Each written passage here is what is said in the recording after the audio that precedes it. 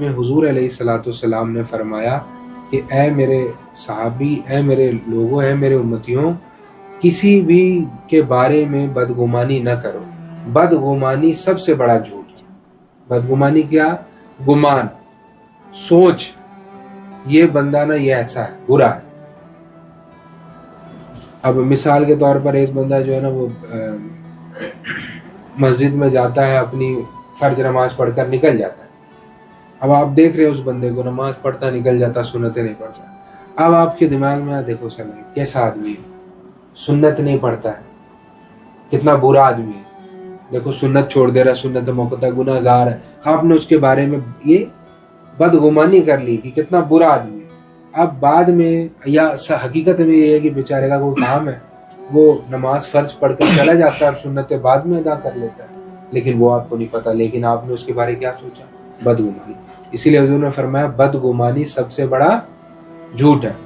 اب یہ بدگمانی دماغ میں ہوتی ہے، ٹھیک ہے؟ اب آپ نے یہ سوچا اور آپ نے کہا دوسرے کو کہ جانتے ہو یار وہ بندہ جو ہے نا سنت پڑھتا ہی نہیں، وہ پڑھتا نہیں پڑھتا اس کو آپ کو پتہ نہیں، مسجد میں نہیں پڑھا چلا گیا۔ اب آپ نے ارادہ بنا لیا، تو جو ارادہ آپ نے گمان جو کر لیا، تو پھر آپ نے دوسرے کو کہا کہ بھائی وہ تو سنت پڑھتا ہی نہیں، وہ تو گناہ گار ہے۔ اب یہ آپ نے دوسرے کو کہہ دیا۔ اب جب یہ آپ نے کہہ دیا کہ وہ سنت پڑھتا نہیں، حالانکہ وہ اپنے گھر میں پڑھتا ہے، تو آپ نے اس کے اوپر کیا لگایا؟ بہتان۔ یہ کیا ہے؟ بدگمانی سے بھی اونچا چیز، اس کو کہتے ہیں جھوٹا الزام، کو اردو میں بدگمانی یہ بہتان کہتے ہیں، اور اس کو عام لفظوں میں کہتے ہیں جھوٹا الزام۔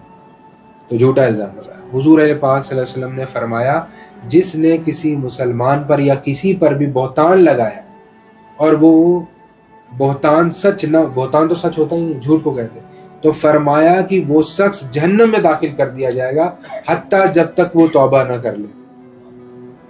ایک جگہ حضور نے فرمایا اگر کسی نے کسی پر بہتان لگایا تو اللہ تعالیٰ کی اس پر لعنت ہوتی ہے تب تک جب تک وہ اس بہتان سے توبہ نہ کر لے۔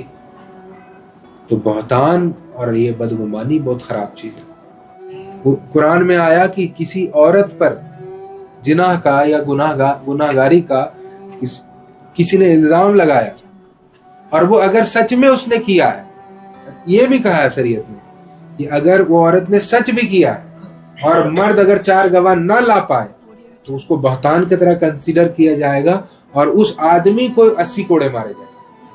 اور فرمایا حضور نے پھر اس کی ساری زندگی کوئی بھی گواہی قبول نہیں کی جائے گی۔ تو بہتان لگانے والے پر اتنا زیادہ دنیا اور آخرت میں عذاب ہے کہ اگر کسی نے بہتان لگا دیا کسی پر اور اس کو ثابت نہ کر سکا تو آخرت میں تو اس کو عذاب ہے، جہنم میں ڈال دیا جائے گا، اللہ کی لعنت ہوگی دنیا میں۔ اور فرمایا کہ دنیا میں پھر اس کا کوئی گواہی قبول نہ کیا۔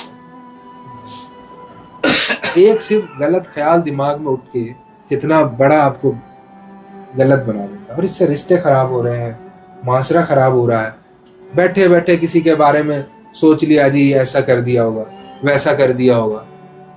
جب بیٹھے ہو تو لوگوں کے بارے میں اچھا سوچو نا۔ کوئی مسلمان جب مسلمان کے بارے میں اچھا سوچتا ہے نا اور بولتا ہے، اس پہ بھی اجر و ثواب دیتا ہے اللہ تعالیٰ، سبحان اللہ۔ اور جب کوئی بندہ برا سوچتا ہے نا تو اس پہ کوئی گناہ نہیں لکھتے، لیکن جب برا بولتا ہے تب گناہ لکھا جاتا ہے۔ تو اسی لیے کسی کے بارے میں بنا سوچے سمجھے کوئی رائے قائم نہ کرے، اور کسی کو آپ نے کوئی کام دیا تو اس پر آپ اعتماد کریں اپنے بھائی پر، یعنی بھائی سے مراد اپنے مسلمان بھائی پر، یا جس سے بھی آپ نے دوست یار سے کیا، ہندو بھی ہے اگر تو اعتماد کرے، بدگمانی نہ کرے۔ بدگمانی آپ کو خود گناہ گاہ میں ملوث کر دے گا، دوسرا رشتے بھی خراب ہوگے دنیا میں۔ اور ایک حدیث میں یہ بھی آیا کہ کسی نے کسی کے اوپر الزام لگایا اور وہ ویسا نہیں تھا تو وہ بندہ خود بھی دنیا میں ایسا کرے، یہ بھی آیا۔ حالانکہ یہ ضعیف روایت ہے، لیکن یہ بھی ایک آیا کہ اگر کسی نے کسی پہ بہتان لگایا اور ایسا اس کے اندر یہ عیب ہے اور وہ عیب اس میں نہ ہوا تو اللہ تعالیٰ اسی کے اندر وہ عیب پیدا کر دے گا دنیا میں۔ مان لیجیے کسی کے بارے میں شرابی ہے، حالانکہ وہ نہیں ہے، تو اللہ تعالیٰ اس کے اندر ہی وہ عیب پیدا کر دے۔ یہ بدگمانیاں، بہتان لگانا، اللہ تعالیٰ اس سے ہم کو محفوظ فرمائے۔